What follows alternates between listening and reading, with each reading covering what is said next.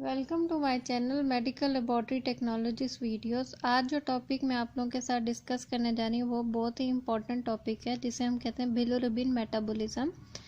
आज हम डिस्कस करेंगे कि बिलिरुबिन कैसे प्रोड्यूस होती है और जब वो प्रोड्यूस हो जाती है तो उसके बाद बिलिरुबिन के साथ क्या होता है और वो कैसे बॉडी से निकलती है। आज हम ये डिस्कस करेंगे। तो बिलिरुबिन मेटाबॉलिज्म स्टार्ट होता है विद रेड ब्लड सेल्स से। रेड ब्लड सेल्स क्या हैं? रेड ब्लड सेल आपको पता है कि ब्लड के अंदर 3 तरह के इंपॉर्टेंट सेल मौजूद हैं, white blood cells, red blood cell और प्लेटलेट्स। तो बिलिरुबिन का रिलेशनशिप जो है वो रेड ब्लड सेल्स के साथ है। अब हम डिस्कस करेंगे कि वो किस तरह रेड ब्लड सेल के साथ उसका रिलेशनशिप है। वो इस तरह के रेड ब्लड सेल्स की शेल्फ लाइफ होती है 120 डेज। 120 डेज के बाद जो है वो रेड ब्लड सेल जो है वो लाइज होना शुरू हो जाते हैं बॉडी के अंदर से। ये एक सेल्फ नेचर प्रोसेस है कि 120 दिन के बाद जो है वो आरबीसी जो है वो टूटना शुरू हो जाएंगे। अब रेड ब्लड सेल्स जैसे हमने डिस्कस किया 120 डेज उनकी शेल्फ लाइफ है। अब रेड ब्लड सेल के अंदर जो मेजर कंपोनेंट है वो होता है हीमोग्लोबिन। अब हीमोग्लोबिन के अंदर जो है वो 2 चीज़ें समझ आ जाती हैं कि हीमोग्लोबिन किस चीज़ से बना हुआ है, हीम और ग्लोबिन।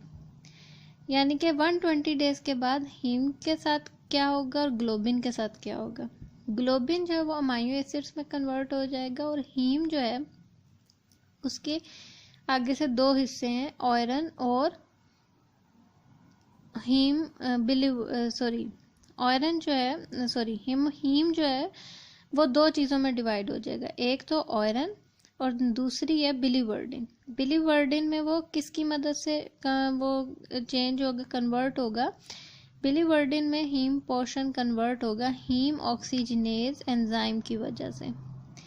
तो हीम के साथ क्या होगा, हीम के अंदर क्या मौजूद है, एक जो हीम कन्वर्ट होगा आयरन में और बाकी हीम कन्वर्ट हो जाएगा बिलीवर्डिन में हीम ऑक्सीजनेज एंजाइम की वजह से।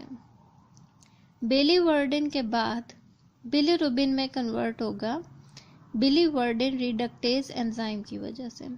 तो अब ये जो बिलिरुबिन प्रोड्यूस हुई है ये होगी अनकॉन्जुगेटेड फॉर्म में। और इधर आपको मैं नज़र आ रहा होगा लिवर और स्प्लीन, ये एक इम्पॉर्टेंट रोल प्ले करते हैं 120 डेज के बाद आरबीसीज की लाइसिस में। तो अब हम क्या डिस्कस कर रहे थे कि आरबीसीज जो हैं वो बने हुए हैं 2 पार्ट से, हीम और ग्लोबिन। ग्लोबिन जो है वो अमाइनो एसिड्स में कन्वर्ट हो जाएगा और हीम कन्वर्ट होगा आयरन और बिलीवर्डिन में। बिलीवर्डिन में वो कन्वर्ट होगा हीम ऑक्सीजनेज एंजाइम की वजह से और बिलीवर्डिन से बिलिरुबिन में कन्वर्ट होगा बिलीवर्डिन रिडक्टेज एंजाइम की वजह से। अब ये जो बिलिरुबिन प्रोड्यूस हुई है ये अनकॉन्जुगेटेड बिलिरुबिन होगी, यानी कि अभी इसके साथ कोई भी चीज़ अटैच नहीं हुई है, इसलिए हम इसको अनकॉन्जुगेटेड या इनडायरेक्ट बिलिरुबिन भी बोलते हैं। फिर क्या होता है कि जी बिलिरुबिन के कंबाइन होती है एल्बुमिन के साथ और ये ट्रेवल करती है लिवर के अंदर। और लिवर के अंदर ये क्या चीज़ इसके साथ अटैच होगी, ग्लूकोरोनिक एसिड। जब लिवर के अंदर बिलिरुबिन जाएगी तो इस बिलिरुबिन के साथ ग्लूकोरोनिक एसिड लिवर के अंदर, जब ये बिलिरुबिन जाएगी तो ग्लूकोरोनिक एसिड अटैच हो जाएगा। तो जब ये अटैच होगा तो ये अब क्या बिलिरुबिन हो गई है, ये अब कहलाएगी कॉन्जुगेटेड बिलिरुबिन। तो बिलिरुबिन जब लिवर के अंदर पहुंचती है और वो ग्लूकोरोनिक एसिड के साथ कंबाइन होती है तो वो कॉन्जुगेटेड बिलिरुबिन या जिसे हम डायरेक्ट बिलिरुबिन बोलते हैं, तो वो बिलिरुबिन कहलाएगी। और इधर से अब आप एक और पॉइंट भी याद रखें कि लिवर में पहुंचने से पहले बिलिरुबिन यानी कि प्री हिपैटिक स्टेज, प्री यानी कि पहले और हिपैटिक लिवर, तो लिवर में पहुंचने से पहले बिलिरुबिन कौन सी कंडीशन में थी, अनकॉन्जुगेटेड में। और लिवर के अंदर जब बिलिरुबिन आई है, जब वो ग्लूकोरोनिक एसिड के साथ कंबाइन हो गई है, तो अब वो कौन सी कंडीशन में हो गई है, अब वो कॉन्जुगेटेड बिलिरुबिन हो गई है। अब जब ये बिलिरुबिन कॉन्जुगेटेड हो जाएगी तो ये ट्रांसपोर्ट करेगी ड्यूडेनम में। ड्यूडेनम क्या हिस्सा है, ड्यूडेनम जो आपको पता है कि वो स्मॉल इंटेस्टाइन का फर्स्ट पोर्शन है ड्यूडेनम। अब ड्यूडेनम से ये बिलिरुबिन ट्रेवल होती होती कोलोन जो लार्ज इंटेस्टाइन का पार्ट है उसमें चली जाएगी। उधर ये कन्वर्ट होगी दो चीज़ों में, यूरोबाइलिनोजन और स्टर्कोबाइलिनोजन में।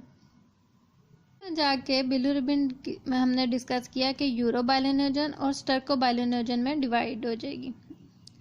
अब ये दोनों चीज़ें जो है इसका मेजर पार्ट यानी कि ऑलमोस्ट 80 to 85% जो यूरोबाइलिनोजन और स्टर्कोबाइलिनोजन है ये कन्वर्ट होगी स्टर्कोबिलिन में और ये एक्सक्रीट हो जाएगी थ्रू फीसिस।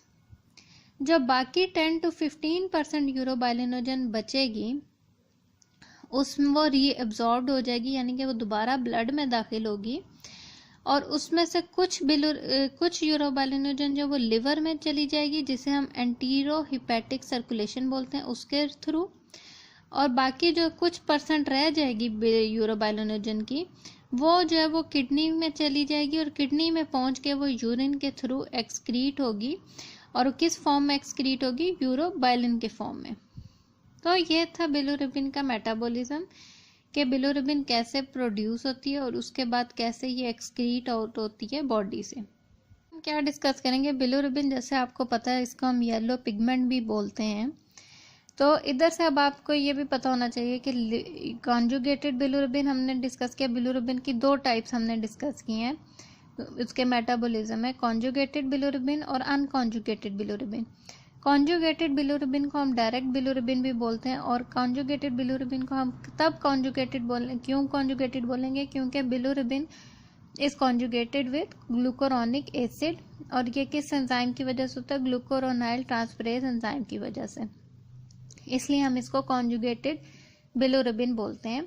और ये बिलिरुबिन जो होगी ये वाटर सॉल्युबल होगी, ये आपसे इम्पोर्टेंट अक्सर पूछा भी जाता है ये क्वेश्चन, तो आपको पता होना चाहिए कि कॉन्जुगेटेड बिलिरुबिन जो थी वो वाटर सॉल्युबल होती है।